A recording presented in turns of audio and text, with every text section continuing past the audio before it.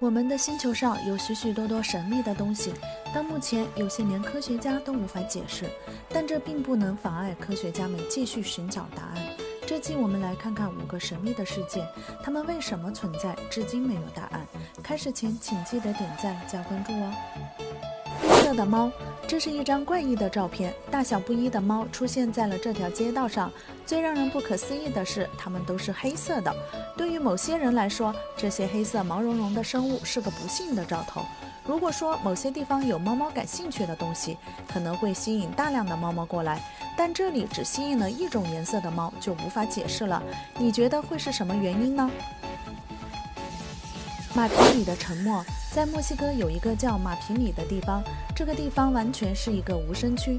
在这片神奇的土地上，纵波形态的电磁波会凭空消失得无影无踪，仿佛整个大地都能吞噬人类文明的痕迹一般。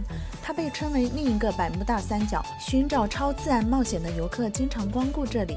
该地区各种超自然的传闻接踵而来，说天空中发现奇特的灯光，多个陨石降落等等，让你相信这个地方好像真的有点什么。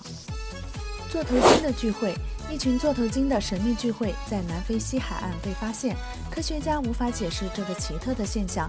这些座头鲸的数量多达200多头，作为濒危物种，座头鲸的数量已经非常稀少了，而且它们并非人们常见的群居物种，它们更喜欢四处游玩、独自觅食或小群体行动。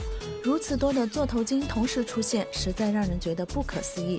也许它们只是想回归群居生活，但是至今没搞清楚它们为什么改变了一生的习惯。神秘的巨洞，在西伯利亚的亚马尔半岛上，永久冻土层出现了一些巨大的伤口。到目前为止，该地区突然出现了17个神秘的大洞。这些神秘的大坑洞看起来像是流星或者炸弹袭击了这片土地，洞口边缘呈现凌乱的破碎状态，堆积的物质中既有土壤也有冰块，当然更多的是永久冻土。在洞口边缘原本生存的植物，其根系暴露在外缘，而且还有被烧焦的迹象。这些年陆续发现的巨洞到底跟什么有关？它们给了我们怎样的启示呢？陶斯之声。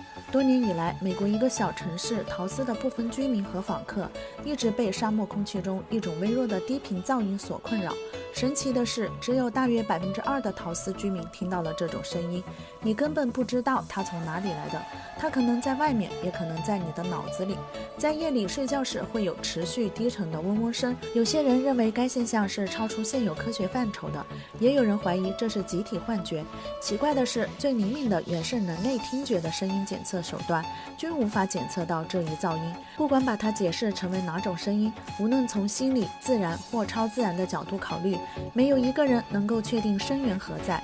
好了，这期视频就到这，下期更精彩。